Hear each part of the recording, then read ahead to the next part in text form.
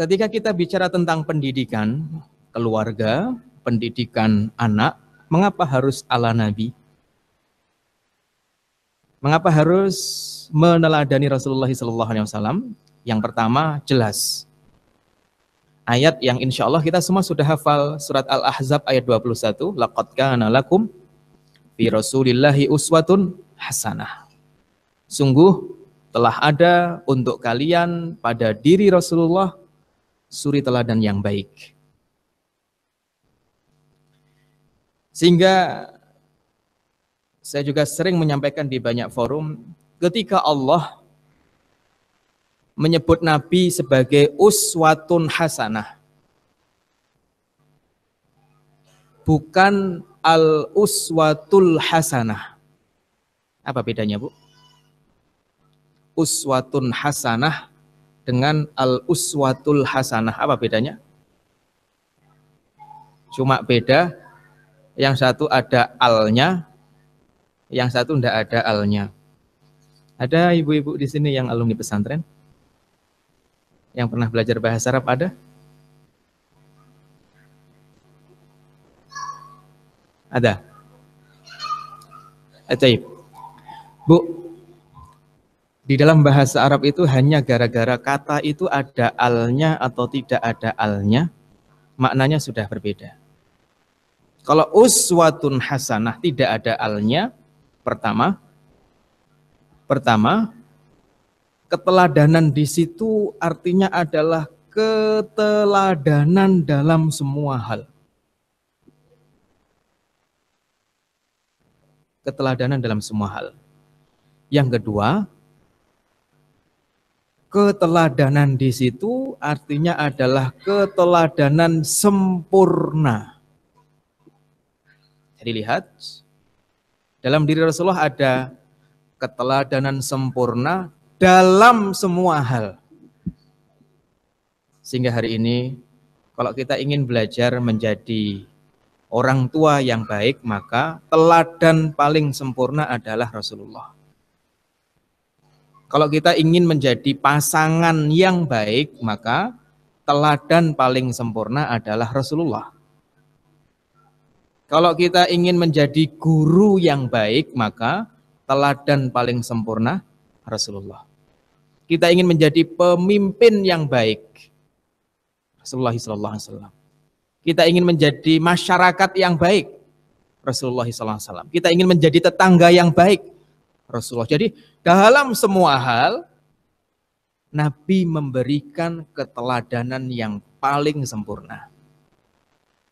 Kan gitu. Kemudian nanti ada barangkali di antara umat Islam yang bilang, alah Ustadz, itu kan Nabi, kita ini bukan Nabi. Maka kalau ada orang yang komentar begini ini, Bu, itu kan Nabi, dia bisa begitu karena dibantu oleh Allah, dibimbing langsung oleh Jibril. Lah kita enggak, gitu ya. Kalau ada orang yang bilang begini, saya selalu menyampaikan bahwa ya sudah, kalau begitu Bapak, Ibu, nanti sampai rumah pinjem tip-ek anaknya, cari surat Al-Ahzab ayat 21, kemudian ditip-ek saja dari Quran. Nggak usah dibaca, dihapus saja. Kenapa dihapus? Karena menurut Bapak, menurut Ibu, Nabi tidak bisa diteladani. Adanya di situ karena bisa diteladani, Bu. Karena bisa diteladani. Jadi keteladanan sempurna dalam semua hal. Dalam semua hal. Makanya hari ini banyak buku-buku kajian tematik tentang sejarah, tentang kehidupan Nabi, Bu. Ada yang mengupas Ar-Rasul Al-Muallim, Nabi sang guru. Berarti hanya membahas bagaimana Nabi mendidik sahabatnya. Polanya seperti apa. Nanti ada juga judul buku Ar-Rasul Al-Ab, Nabi sang ayah.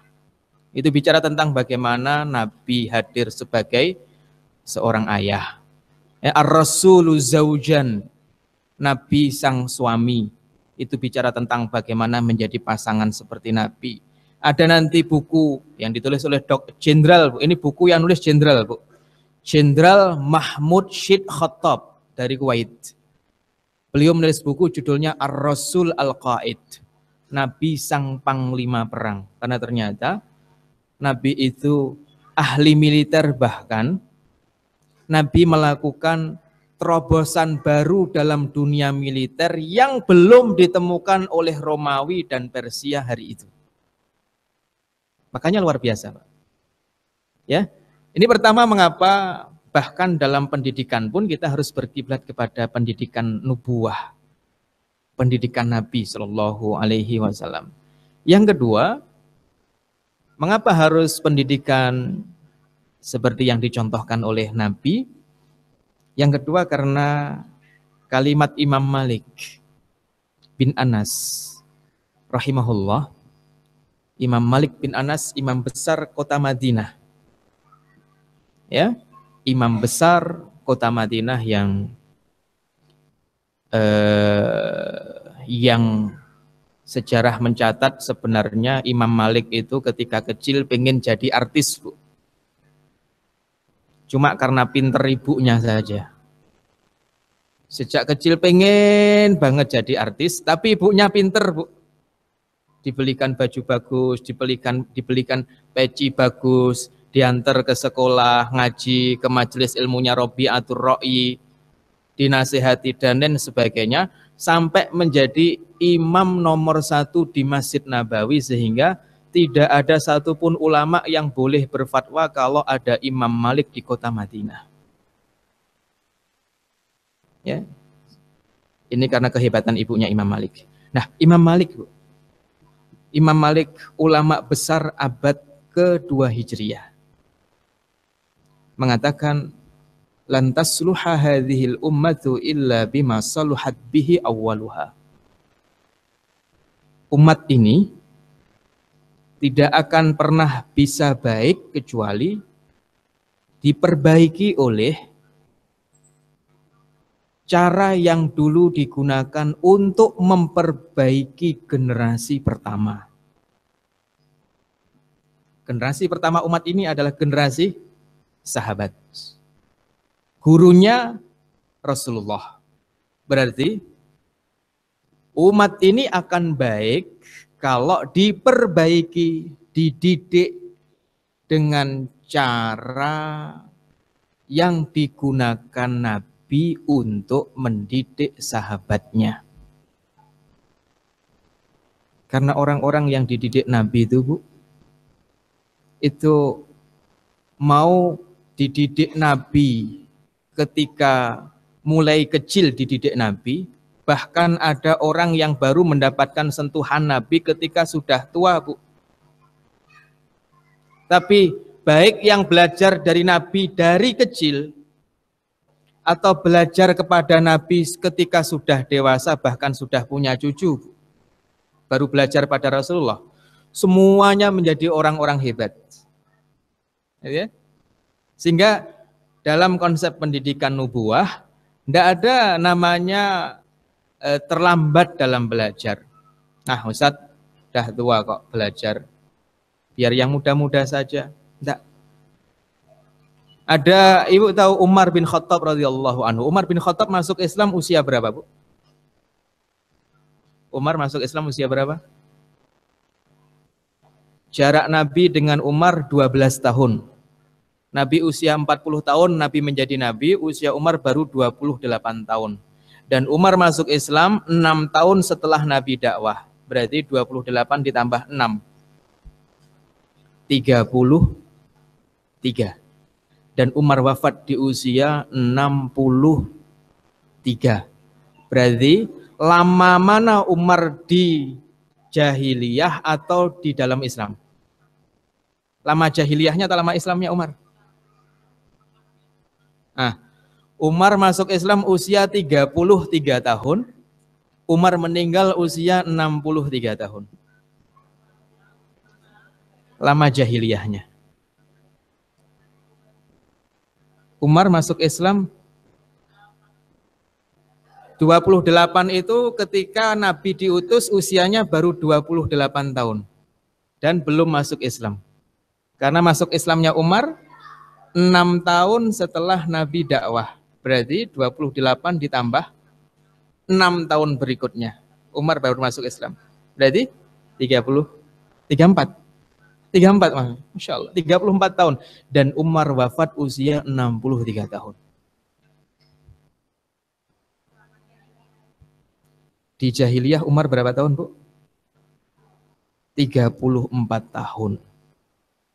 29 tahun ada di dalam Islam. Tapi lihat, begitu Umar dididik Nabi, yang masa jahiliyahnya Umar lebih lama dari masa Islamnya, tapi Nabi bersabda, laukana ba'di nabiyyun lakana Umar. Kalau ada Nabi setelahku, maka dia adalah Umar. Padahal ini orang lama jahiliyahnya, Bu. Beliau ini. Abu Bakar itu usianya sama Nabi selisih 2 tahun, muda Abu Bakar. Jadi ketika Nabi diutus menjadi Nabi usia 40 tahun, usia Abu Bakar berapa? 38 tahun. Dan saat itu juga Abu Bakar masuk Islam. Akan tetapi Abu Bakar usianya sama dengan usia Nabi, Bu, 63 tahun wafat. Lama jahiliyah atau lama Islamnya? Lama jahiliyahnya, 38 tahun jahiliyah. Dan hanya sekian tahun ada dalam Islam. Tapi lihat, ya, itu orang-orang yang mendapat sentuhan pendidikan Nabi sudah sepuh. Tapi nanti ada juga sahabat-sahabat yang dididik Nabi sejak kanak-kanak. Ada Nu'man bin Bashir yang lahir tahun 2 Hijriah. Sehingga 9 tahun pertama Nu'man bin Bashir dididik langsung oleh Nabi. Ada Abdullah bin Abbas. Nabi wafat usianya 13 tahun. Artinya selama 13 tahun mendapat sentuhan pendidikan dari Nabi. Sejak kecil. Ada Abdullah bin Umar. Ada Abdullah bin Umar lahir tahun 3 kenabian. Wafat ketika usia Rasulullah wafat usia Abdullah bin Umar tahun. Berarti Abdullah bin Umar menghabiskan masa prabalik dan masa baliknya bersama dengan Rasulullah. Dan semua menjadi orang besar, Bu. Baik yang belajar kepada Nabi mulai dari kecil atau belajar kepada Nabi sudah dewasa. Makanya kami bersama dengan teman-teman di Parenting Nabawiyah itu, kita punya logo, kita punya slogan. Untuk anak-anak, slogan kita adalah gemilang di usia belia. Dan untuk para orang tua, slogannya adalah gemilang di sisa usia. Ya? Anak-anak belia sudah gemilang. Yang sudah sepuh-sepuh, yang sudah tua, ya, kayak kita ini, ya. Saya itu juga saya itu masih rasanya kayak 23 tahun, Bu. Padahal sudah 33 tahun. Mau 34. Hah? Sudah lebih 30. Sudah lebih 30. Gimana? Ini usia Umar masuk Islam usia saya, Bu. Jadi lihat, anak-anak muda yang belajar sama Nabi sejak kecil, Bu. Usia 13 tahun sudah menjadi ulama besar. Seperti Abdullah bin Abbas. Ya, Abdullah bin Abbas itu bahkan disebut oleh para sahabat yang lain dengan sebutan Fata al-Kahul. Fata itu ABG, al-Kahul itu tua. Ibnu Abbas. Kenapa disebut Fata al-Kahul, ABG yang tua? Nah, Tidak seperti lagu itu maknanya. Disebut ABG itu karena usianya masih anak muda, tapi ilmunya dan hikmahnya, kebijaksanaannya mengimbangi orang tua. Hasil didikan Nabi. Gitu ya? Sehingga saudara sekalian yang subhanahu wa ta'ala, nanti setelah Abdullah bin Abbas, generasi setelah Nabi itu Bu, yang mengaplikasikan pendidikan nubuwah. Ibu nanti akan melihat ketika konsep nubuwah ini diaplikasikan di keluarga muslim. Ibu pernah dengar nama Harun ar-Rasyid? Harun ar-Rasyid? Ya, yang didaulat oleh semua pakar sejarah Islam sebagai khalifah terbesar dalam sejarah Islam. Wilayahnya 2/3 dunia, Bu. Jadi hanya 1/3 yang dikuasai oleh Romawi. Lihat. Itu Harun ar-Rasyid. Itu ternyata kalau kita telusuri menikah di usia 14 tahun.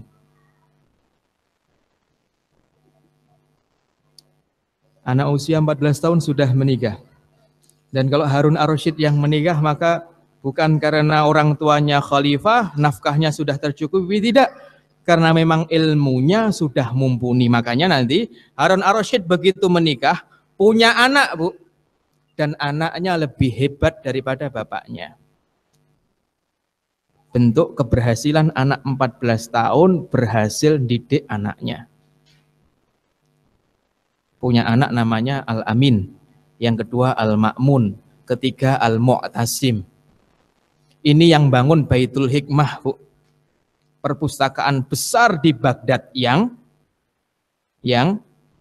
kalau ada seorang ulama nulis buku, maka bayarannya adalah emas seberat buku itu. Siapa yang buat? Anak-anaknya Harun ar-Rasyid. Usia berapa Harun ar-Rasyid menikah? 14 tahun. Anak yang dididik oleh anak muda baru usia belasan tahun. Tapi didik anaknya benar. Sampai jadi orang besar seperti itu. Ya. Jadi saudaraku sekalian yang dimuliakan Subhanahu wa taala, ya. Jadi kalau konsep pendidikan nubuah ini betul-betul kita aplikasikan untuk anak-anak kita, luar biasa hasilnya. Kita aplikasikan untuk diri kita juga luar biasa hasilnya. Gitu ya. Dan kemudian saudara sekalian yang dimuliakan Allah Subhanahu wa taala, oleh sebab itu disinilah kemudian pentingnya kita belajar pendidikan yang bukan hanya sekedar pendidikan. Karena hari ini sudah banyak orang yang bicara tentang pendidikan, Bu. Ya. Banyak orang yang bicara tentang pendidikan. Sigmund Freud itu juga didaulat sebagai bapak pendidikan, serta tokoh-tokoh pendidikan yang lainnya, ya, dengan teori-teorinya. Tapi bagi kita orang beriman, orang Muslim, ya, teladan kita dalam pendidikan adalah Rasulullah Muhammad Sallallahu Alaihi Wasallam. Kan nanti kalau kita belajar kepada Nabi itu enak, Bu. Karena apa yang dilakukan, dicontohkan oleh Nabi, Masya Allah bisa langsung kita aplikasikan, Bu. Tanpa perlu kita modifikasi. Kita niru aja apa yang dilakukan oleh Nabi.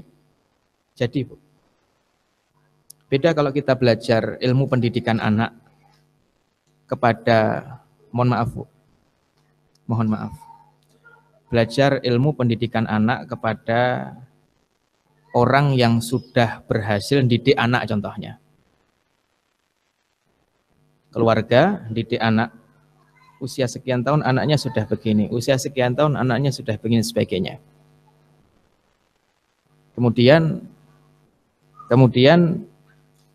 kita belajar, ya, dari keluarga itu, Bu. Kalau mencari inspirasi tidak apa-apa. Tapi ketika itu kita jadikan sebagai modul, acuan, kurikulum, maka banyak hal yang tentu tidak cocoknya daripada cocoknya. Karena apa? Karena jelas beda antara kondisi keluarga orang itu dengan kondisi keluarga kita. Beda. Tapi kalau kita belajar konsep pendidikan nubuah, mau kondisi keluarga kita kayak apapun, Nabi sudah punya contohnya. Nanti contohnya, ya, keluarga dengan masalah anak yang kecanduan game. Apakah Nabi punya solusinya? Nabi punya solusinya karena Nabi ngobati orang kecanduan, Bu.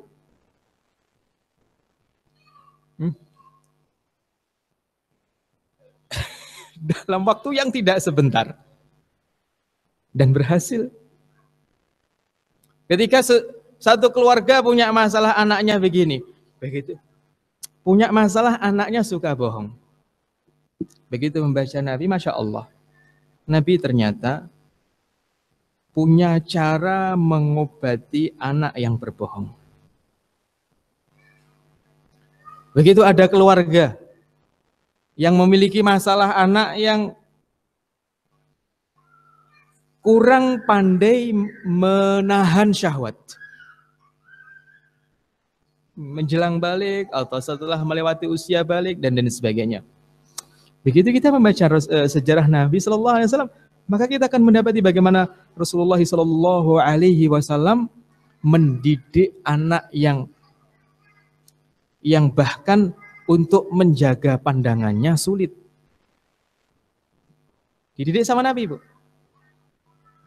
Dan menarik sekali, banyak sekali yang bisa kita dapatkan.